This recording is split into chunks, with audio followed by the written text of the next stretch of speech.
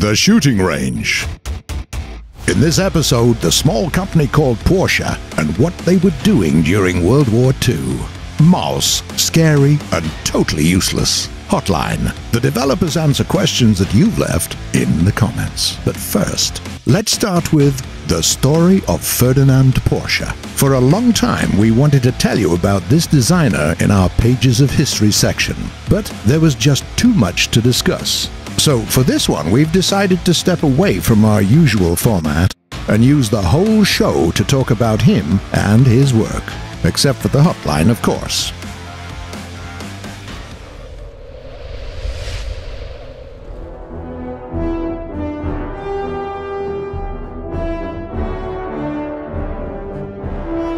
Meet Ferdinand Porsche, a famous Austrian designer who created lots of different cars, from the famous Beetle to racing supercars. During World War I, he was also involved in creating military vehicles, from cars and aircraft engines and to traction units for moving heavy weapons off-road or via railroads. He didn't have any higher education, but for his war successes he received an honorary doctorate from the Vienna University of Technology, and then the real fun began. In 1931, Ferdinand Porsche founded a company after his own name. It was basically a construction bureau that created blueprints for their clients' orders. They had almost no production assets, just a workshop and a small garage. But what they did have was a team of outstanding engineers picked personally by Ferdinand Porsche. The most notable invention of the company in the 30s was probably the people's car, the Volkswagen Beetle, and its wartime modifications, the Kübelwagen and the Schwimmwagen. Working on those projects, Porsche became more friendly with Hitler, who respected the designer very much. He also made friends with Fritz Todt, who later became head of 3 ministries. Those connections got the Porsche company into tank designing. In the late 30s, this branch of the German industry was shaky. By the start of World War II, the army still hadn't received its heavy tanks, though they'd already been in development for almost 3 years. The new modifications of the Panzer I and II were also late, and the situation with medium tanks was a complete disaster. The Panzer III Ausf E had a lot of quality and production problems. As a result, the army was almost without a main medium tank at the beginning of the war. The blame was on the German Army Weapons Agency, also known as the Heereswaffenamt, or HWA. As you might have guessed, Hitler totally hated those guys for not doing their job as they should have done. In September 1939, Hitler and Fritz Todt found a way to change the situation. They established the Third Reich's Tank Commission, headed by none other than Ferdinand Porsche. It operated outside HWA's jurisdiction and not only evaluated tanks, but also created them. A month later, the Daimler-Benz company got the right to work independently on the new medium tank that would replace the Panzer III. After another few months, Fritz Todt became the Reich Minister for Armaments and Munitions. At first, the Tank Commission was only evaluating the projects of other companies. The first order for creating its own tank came as early as December 1939. They had to design a new heavy tank with a mass of about 25 to 30 tons to replace the Panzer IV. The project combined the work of a whole bunch of manufacturers, including the one that belonged to Ferdinand Porsche. When the tank was ready, he gave it a second name aside the usual production number, the Leopard. This was the start of a new tradition, giving animal names to German tanks. By the way, another variant of this tank was proposed by Henschel Werks, but Porsche's tank had better guns, so it got to production. The requirements were becoming steeper, and they made so many updates that eventually the Leopard turned out to be a whole new tank. It was heavier, slower, and more powerful. Using the analogy, they called it the Tiger. Throwing common sense aside, they started producing it without any tests and prototypes. Of course, the tank turned out to have a whole load of initial problems and principal flaws. But the production already began, and they had to correct all those on the fly, which totally screwed the production plan. They were going to assemble 76 Tiger Ps from April to October 1942, and they managed to get only 10 of those. On the other hand, the competitors from Henschel had a load of troubles as well, and they also failed to meet their production plan.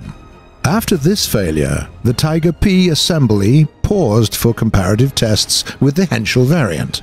The Porsche tank proved to be a bit better, but the production was still shut down, and the chassis became a base for the new Ferdinand tank destroyers. Rumor has it that the Tiger P project was shut down because of the bad electric transmission, but the decision turned out to be mostly political. Fritz Todt had already died by that time, and Porsche didn't get on well with the new Reich Minister, Albert Speer. The HWA saw the opportunity to push their own tanks into production. As for the electric transmissions, the Germans liked them so much they issued twice the planned number of those. Keep in mind, it was wartime, and copper wasn't easy to come by. At the same time, Germany started developing the Panthers. As the head of the Tank Commission, Ferdinand Porsche was one of those who evaluated the prototypes to decide which one should be produced.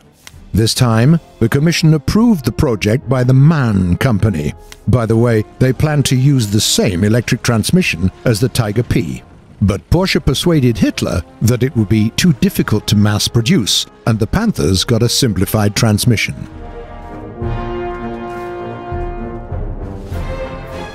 Ferdinand Porsche wasn't only supervising the development of new tanks, he also participated in field tests, but a lot of his work never made it to the front line.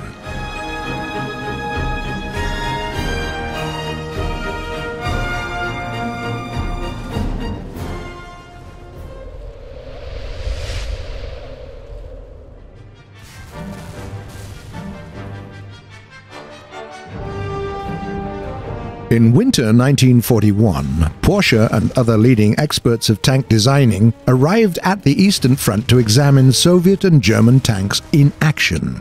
Using this information and borrowing some ideas from the early T-34s, the companies Porsche and Krupp worked together to develop a new tank using the Tiger P as a base. They managed to correct most of the issues found in the previous model, but the production still got closed even before the field tests. In 1942, the Porsche company started developing air-cooled diesel engines for tanks and other military vehicles.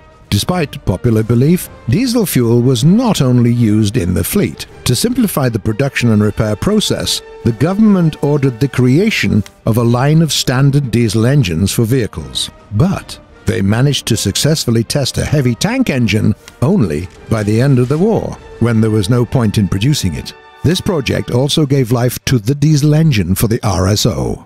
By the way, those tractors were another good piece of tech created by the Tank Commission. When the Tigers and Panthers went into production, the government decided to stop using the Panzer III and IV. But that would leave the army without a light Caterpillar chassis. So the HWA ordered the Porsche and Rheinmetall companies to create a multi-purpose tank able to hit ground and air targets. Rheinmetall created the turret with a 55mm gun. Porsche created an original chassis. The concept was quite unusual and contained a lot of interesting ideas. Still, this tank never got to production either. We can't talk about Ferdinand Porsche and not remember another quite interesting topic to discuss: the super heavy tanks.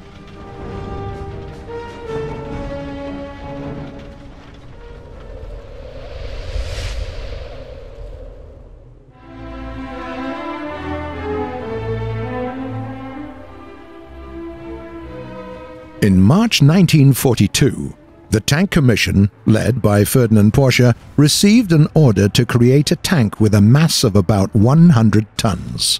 The Porsche company had the first rough plan ready by June of the same year, and Hitler loved it. For the project VK100.01, they planned to use a suspension from the Tiger, an electric transmission, and a similar diesel engine to that of the Tiger. Another project was presented by the Krupp company, but their Lion couldn't compete with Porsche's Maus, so it was abandoned. Still, Krupp got to develop a turret for the new tank. And what they did to it. The tank didn't have any protection from infantry, and the government decided that a simple machine gun wouldn't be enough. No, they wanted a 75mm gun for that. The Krupp company got creative and used the tank turret as a base for another turret, where they mounted the wanted weapon. The tank also received new armor and got heavier, up to 140 tons. But it didn't stay that way for long. After a couple of months, Krupp designed another turret that weighed 57 tons itself, like a whole Tiger. And when Porsche created the new chassis for this one, the overall weight of the Maus went up to 150 tons. Then they decided to move the turret to the tail of the tank and place the engine in the middle. After all the corrections, the tank weighed 170 tons, and Porsche engines already couldn't power such a heavy vehicle. So they switched to engines by Daimler-Benz. The last problem was with the suspension. To mount the one made by Porsche, you'd have to drill a lot of holes in an extremely thick armor. In the whole of Germany, there was only one manufacturer able to do that, the Krupp company, and they used a unique tool for that. If anything happened to it, the Maus couldn't be built. The solution came from the Škoda company that developed a simple and comfortable suspension that was very easy to mount. The final version of the Maus weighed 188 tons, and it could only be assembled when a whole range of companies combined their expertise. They only built two prototypes, one with a diesel engine and one with a gasoline one, and none of those ever fought in a war. But the tests proved that despite a completely absurd task, Porsche designed an absolutely real working tank. Completely useless, but what the heck. After the war, Ferdinand Porsche and his company returned to tank designing. A prototype of the first German MBT was built totally under their supervision, and as the first ever tank of this company, it received the name Leopard.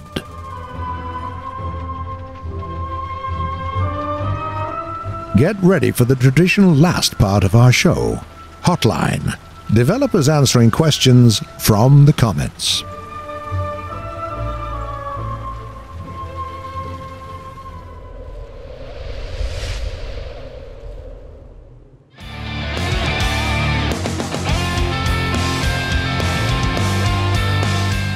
The first question comes from the Data Chip. Will you ever add the A10 Warthog? Hey mate, can't confirm or deny. It's a bit early to talk about that. A player called Saba Almors Debretny, hope we pronounced it right, asks, are we going to see the Ju 287 sometime? Chances are that you actually will. We remember about this one, but not in the near future, that's for sure. Then there is this line from 9. You'd better add a baguette decal. Hello there.